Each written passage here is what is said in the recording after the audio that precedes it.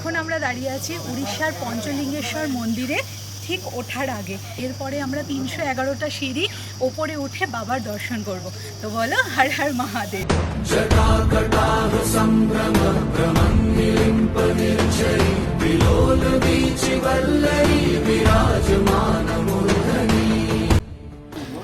আমি কি খাড়াই আপনারা বুঝতে পারবেন না, মানে এতটা খাড়াই।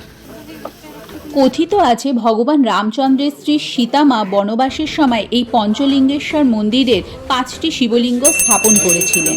একটি চিরন্তন স্রোত নিয়মিতভাবে শিবলিঙ্গগুলির ওপরে প্রবাহিত হয়। এই শিবলিঙ্গগুলিতে পৌঁছানোর জন্য স্রোতের সমান্তরাল পাথরের ওপর শুয়ে থাকতে হয়। জলপ্রবাহের ভেতরে উপস্থিত শিবলিঙ্গগুলিকে স্পর্শ করে পূজা করতে হয়। शिव जी चले देख जरा ये विचित्र माया।